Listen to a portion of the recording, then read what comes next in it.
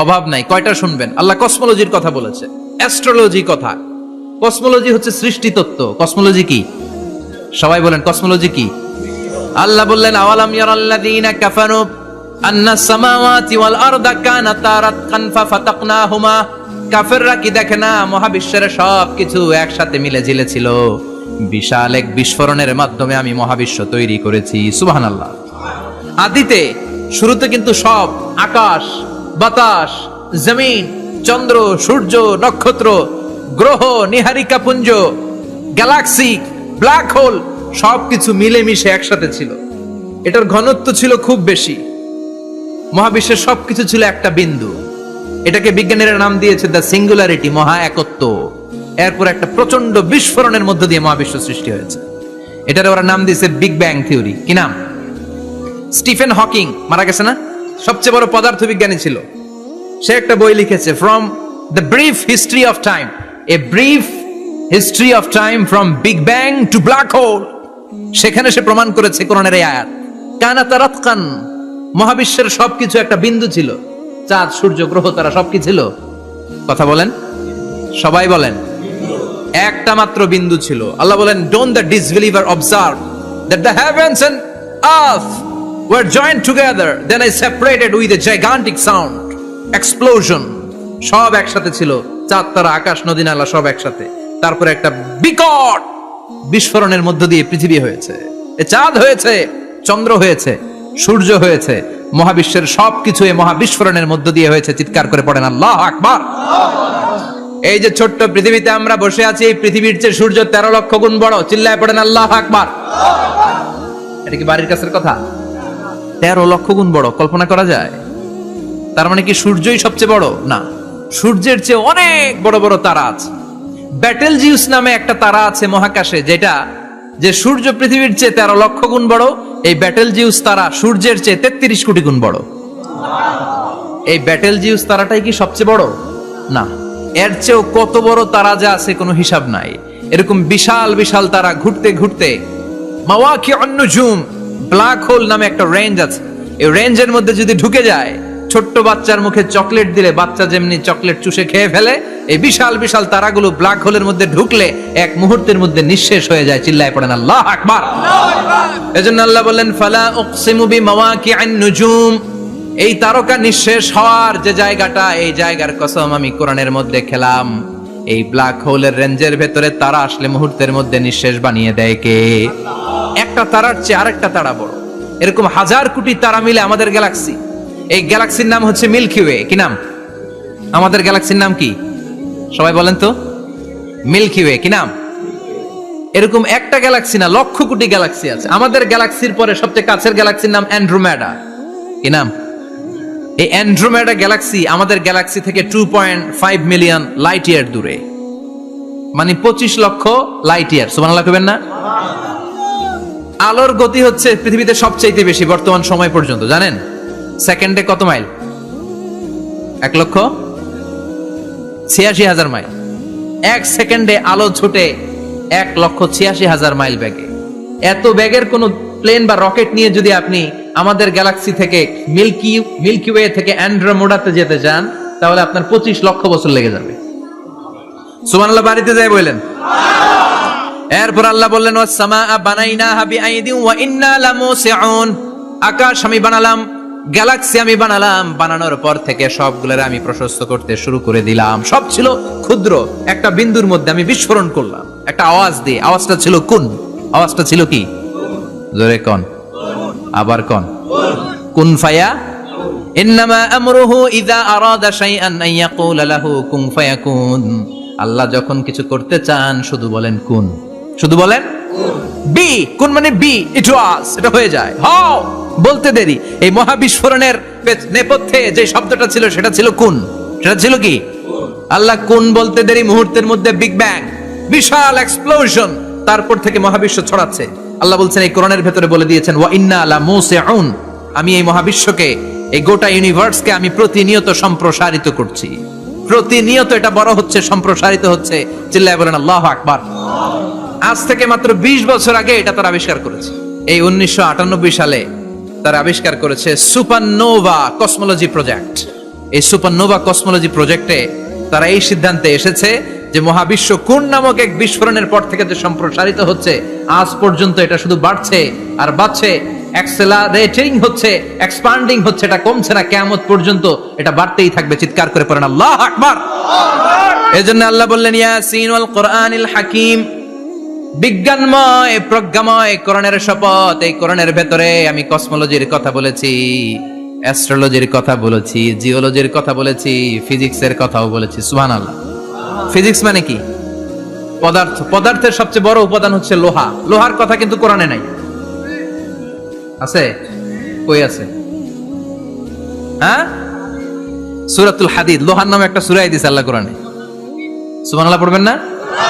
সূরার নাম সূরাতুল হাদিদ। সূরার নাম কি? চিল্লায় বলেন সূরার নাম সূরাতুল হাদিদ। হাদিদ মানে লোহা। আল্লাহ বললেন ওয়া আনজালনাল হাদিদা ফীহি বা'সুন শাদীদ।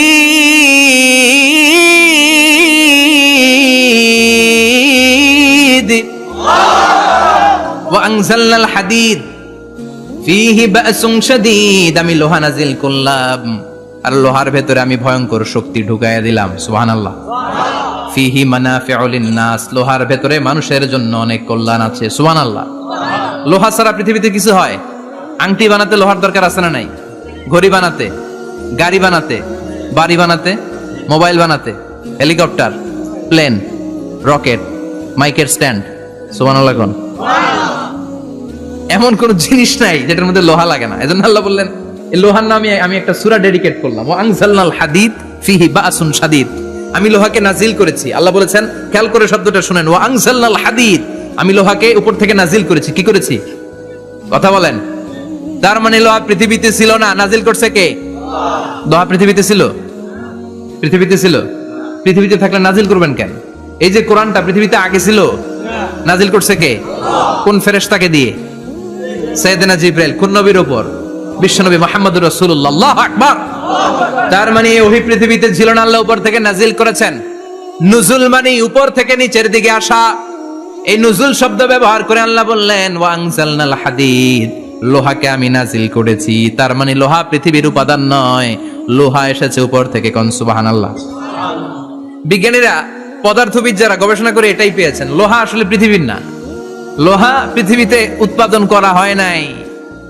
লোহার যে মলিকিউল, অণু আছে, লোহার একটা অণু তৈরি করার মতো ক্ষমতা পৃথিবীর নাই।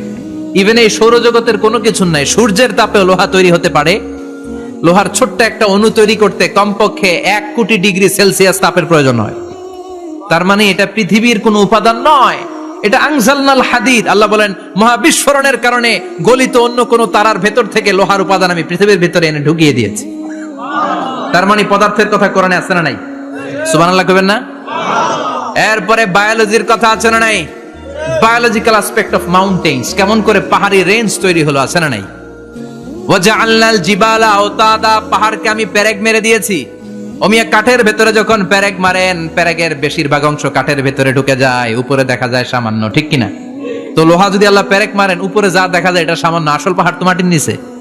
সুবহানাল্লাহ কইবেন না? আসল পাহাড় কোথায়? পেরেক যদি কাঠের মধ্যে ঢুকিয়ে দেন, পুরো পেরেকটা কাঠে ঢুকে যায় না, উপরে দেখা যায় কদ্দুর? সামান্য। পাহাড়ের যা আপনি দেখেন এটা তো পেরেকের মাথা। পুরো পাহাড়টা আল্লাহ জমিনের ভেতরে গেড়ে দিয়েছেন। চিল্লায় পড়েন আল্লাহু আকবার। আবার আল্লাহ বললেন অমিনাল জিবালি জুদাদুম বিদু ওয়া হুমরুম মুখতালিফুন আলওয়ানু, আসনা নাই? ওয়া গরাবিব সুদ, আল্লাহ বলেন নানা রঙের পাহাড় পর্বত মহাবিশ্বে আমি তৈরি করেছি। কোন পাহাড় হচ্ছে রক্তিম বর্ণের, কোন পাহাড়কে বানিয়েছি আমি কৃষ্ণ বর্ণের, কোন পাহাড়কে বানিয়েছি আমি শুভ্র বর্ণের, কোন পাহাড়ের রং কালো, কোনটা সাদা, কোনটা নীল, আছে না নাই? মহাবিশ্ব যখন তৈরি হয়েছে, পৃথিবীর মধ্যে 7টা টেকটনিক প্লেট তৈরি হয়েছে। 7 tectonic plates create the mountain range on earth. পৃথিবীতে এই পাহাড় তৈরির কারণ হচ্ছে 7টা প্লেট। এগুলোরে 7 টেকটনিক প্লেট বলে। এই প্লেটগুলোর কারণে পৃথিবীতে এই রং বেরঙের পাহাড় তৈরি হয়েছে। কত রঙের যে পাহাড় আছে। আরব বিশ্বে পাথরের পাহাড়, বাংলাদেশে মাটির পাহাড়, ব্রুনাই, সিঙ্গাপুর, ইন্দোনেশিয়াতে যদি যান আরেক ধরনের পাহাড়। চায়নার একটা শহর আছে গানজু সিটি, কি নাম? এই গানজু সিটিতে একটা পাহাড় আছে রেইনবো মাউন্টেন। ওখানে 7 রঙের পাহাড় পাওয়া যায়। এক জায়গায়। সুবহানাল্লাহ কইবেন না? রেইনবো মানে কি? রংধনু। রংধনুর কয় রং? কথা কন। ছোটবেলা আমরা মুখস্থ রাখতাম বেনিয়া সহ কলা, বেতে বেগুনি, নিতে নীল, আতে আসমানি, সতে সাদা, হতে হলুদ, কতে কালো, লাতে লাল। সুবহানাল্লাহ নাই? মনে রাখার কি অসাধারণ পদ্ধতি। এই রেইনবো মাউন্টেন, রংধনুর 7 রঙের পাহাড় এক জায়গায় পাওয়া যায়। এখানে সাদা পাহাড়, এখানে সবুজ পাহাড়, এখানে নীল পাহাড়, ওখানে লাল পাহাড়, এখানে কালো পাহাড়। এই চায়নার গানজু সিটিতে আল্লাহ তাআলা 7 রঙের পাহাড় এক জায়গায় রেখেছেন। চিৎকার করে বলেন আল্লাহু আকবার।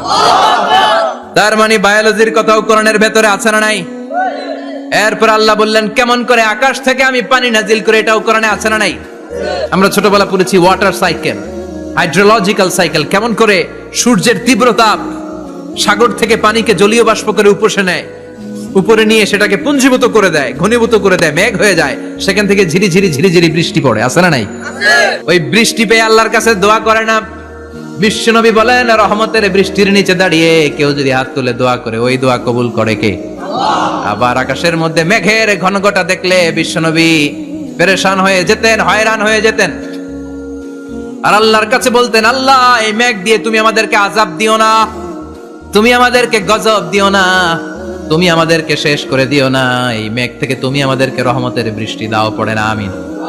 বৃষ্টি দেখলে বিষ্ণু বলতেন আল্লাহুম্মা সাইয়িবান নাফিআ ইয়া গাউসু আগিসনা গাউসান মুগীসান মারিআন মারিআন নাফিআন গায়রা দার আজিলান গায়রা আজিল। হে আল্লাহ এই বৃষ্টি থেকে তুমি ঠান্ডা রহমতের পানি দাও। কি দাও? আল্লাহ মেঘ দে পানি দে ছায়া দে রে তুহু, আল্লাহ মেঘ দে। পড়েন পড়েন, আল্লাহ মেঘ দে পানি দে ছায়া দে রে তুহু, আল্লাহ মেঘ দে। এই ওয়াটার সাইকেলের কথা আল্লাহ বলেছেন। আলম তারা আন্নাল্লাহ ইউসজি সাহাবান। কাফের নাস্তিক যেগুলো সমাজের আবর্জনা খড়কুটা, ওরা কি দেখে না কেমন করে আমি বাতাসকে জলীয় বাষ্প করে আকাশে তুলি, বায়ুমণ্ডলে নিয়ে যাই, সুম্মা ইউআল্লিফু বাইনাহুম, জলীয় বাষ্পগুলারে তখন আমি ঘনীভূত করি, সুম্মা ইয়াজআলুহু রুকামান, এরপরে আমি মেঘে পরিণত করি, ফাতারাল ওয়াদকা ইয়াখরুজু মিন খিলালিহি, তারপর মেঘের ভেতর থেকে ঝিরি ঝিরি ঝিরি ঝিরি বৃষ্টি নাজিল করে কে? আবার আল্লাহ বললেন পানি থেকে আমি পৃথিবীর সব প্রাণগুলারে বানালাম। ওয়াজআলনা মিনাল মাই কুল্লা শাইইন হাইয়া ফালা ইয়াকিলুন, পানির ভেতরে থেকে সব প্রাণের উৎপত্তি পৃথিবীর মধ্যে ঘটিয়ে দিয়েছে কে? বিজ্ঞানীরা স্বীকার করেছে পৃথিবীতে যত প্রাণ পাওয়া যায়, যত প্রাণের ব্লুপ্রিন্ট পাওয়া যায়, সব এসেছে পানি থেকে। চিৎকার করে বলেন কোত্থেকে? পানি নাই তো প্রাণ নাই, পানিও আছে প্রাণও আছে। কোন সুবহানাল্লাহ। বিজ্ঞানীদের ধারণা, তারা ধারণা করে বলেছে পৃথিবীর প্রথম প্রাণের নাম হচ্ছে অ্যামিবা। কি নাম? ওরা বলেছে এটা এককোষী জীব। It's a very small unicellular organism found ever in the world. পৃথিবীতে পাওয়া প্রথম এককোষী প্রাণীর নাম হচ্ছে অ্যামিবা। এটা এসেছে শৈবালের মতো, এরপরে জুপ্লাংটন, ফাইটোপ্লাংটন, ব্যাকটেরিও প্লাংটন, একটার পর একটা স্পিসিজ প্রজাতি পৃথিবীতে ডেভেলপ করেছে। কোন সুবহানাল্লাহ। এই পানির কথা কোরআনের ভেতরে বলে দিল কে? এজন্য আল্লাহ বললেন ওয়াল কোরআনিল হাকিম, বিজ্ঞানময় কোরআনের শপথ। এই কোরআনটা বিজ্ঞানের ঠাসা, এই কোরআন আশ্চর্যের শেষ নাই, এই কোরআন কোনোদিন পুরাতন হয় না। এই কোরআনের ভেতরে আল্লাহ দিয়েছেন হেদায়েতের মশাল, আর কোরআনটাকে বানিয়েছেন বিজ্ঞানের সুউচ্চ মিনার জোরে। কোন সুবহানাল্লাহ।